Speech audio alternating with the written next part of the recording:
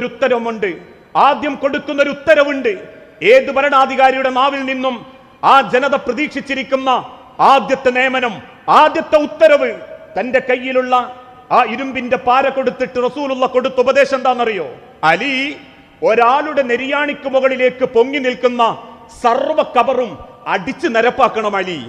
ഒരു കബർ പോലും വിട്ടേക്കരുത് അലി, അതാരുടേതാണെന്ന് പറഞ്ഞാലും.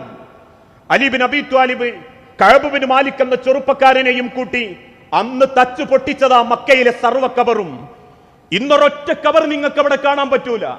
ലോകത്തെ ഏറ്റവും വലിയ ഔലിയാക്കളായ ഉഹദീങ്ങൾ, ബദരീങ്ങൾ, ഖന്ദഖീങ്ങൾ, ഖൈബരീങ്ങൾ, ഇങ്ങനെ കിടക്കുന്ന നിരവധി ഔലിയാക്കന്മാര് കിടക്കുന്ന ഒരു കബർ പോലും അള്ളാന്റെ ഹബീബ് കെട്ടിപ്പൊക്കാൻ സമ്മതിച്ചിട്ടില്ലെങ്കിൽ അതാ ഹിദായത്ത്.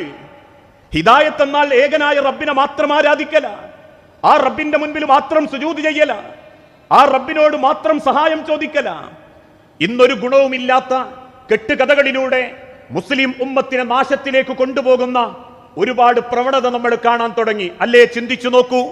ആകാശങ്ങളിലൂടെ പറന്നു പോകുന്ന ഫ്ലൈറ്റ് പിടിച്ചിറക്കി മടവൂരിന്ന് കയറിപ്പോകുന്ന ഷെയ്ഖുനാന്റെ കറാമത്ത് കേൾക്കുമ്പം തക്ബീർ വിളിക്കുന്നത് മുസ്ലിമീങ്ങളാ. പക്ഷേ ഹിദായത്ത് കിട്ടിയിട്ടില്ല. ചീറിപ്പാഞ്ഞു വരുന്ന തീവണ്ടിയെ കൈകൊണ്ട് താങ്ങി നിർത്തി ഗുണദോഷിച്ചു വിട്ട കഥകൾ കേൾക്കുമ്പം തക്ബീർ വിളിക്കുന്നത് അല്ലാഹു അക്ബർ എന്നാണെങ്കിലും അള്ളാനെ തിരിയാത്തവരാ. 19 കൊല്ലം ഗർഭം ധരിക്കാതെ ഇരുന്ന പെണ്ണ് സങ്കടം പറയാൻ ഷെയ്ഖിന്റെ അരികിലെത്തിയപ്പോ ബിരിയാണിയുടെ കോഴിക്കാല് വലിച്ചെടുത്ത് കടികടിച്ച് ബാക്കി കടി പെണ്ണിന് കൊടുത്തപ്പോഴേക്കും 9 മാസം ഗർഭം ധരിച്ച പെണ്ണിന്റെ കറാമത്ത് കണ്ട് ആർത്തുല്ലസിച്ചു എന്ന് കേൾക്കുമ്പോഴേക്കും അള്ളാഹുവിന്റെ പേരിൽ തക്ബീർ വിളിക്കുന്നവർക്ക് ആരാ റബ്ബ് എന്ന് തിരിഞ്ഞിട്ടില്ല.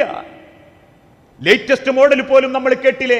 എല്ലാ റമദാൻ മാസത്തിലും ഒരു രാത്രി കഞ്ഞിയും പയറും കുടിക്കാൻ വേണ്ടി ഹിളർ നബിയോടൊപ്പം ഷെയ്ഖുന വീട്ടിന്റെ പറമ്പിൽ വന്ന് പോകാറുണ്ടെന്ന് കേൾക്കുമ്പോ ഇത്രമാത്രം കെട്ടുകഥകളിലൂടെ, ഒരു ജനതക്കും ഗുണമില്ലാത്ത കഥകളിലൂടെ മുസ്ലിം ഉമ്മത്തിന്റെ ഹിദായത്ത് നശിപ്പിക്കാൻ പലരും പണിയെടുക്കുമ്പം അവിടെ നമ്മൾ ജാഗ്രതയോടെ ചിന്തിക്കണം. ലാ ഇലാഹ ഇല്ലല്ലാഹ്, അതാണ് ഹിദായത്ത്.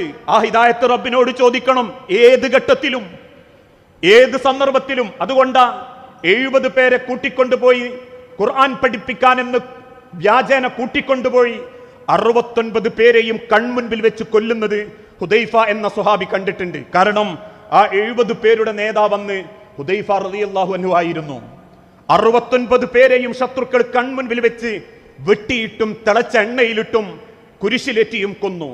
70ാമനായി കൊല്ലാൻ കൊണ്ടുവരും നിർത്തിയത് ഹുദൈഫ എന്ന സ്വഹാബിയെ. ഹുദൈഫാനോട് ശത്രു രാജാവ് ചോദിച്ചു, ഹുദൈഫ, നിങ്ങളെ സ്ഥാനത്ത് മുഹമ്മദ്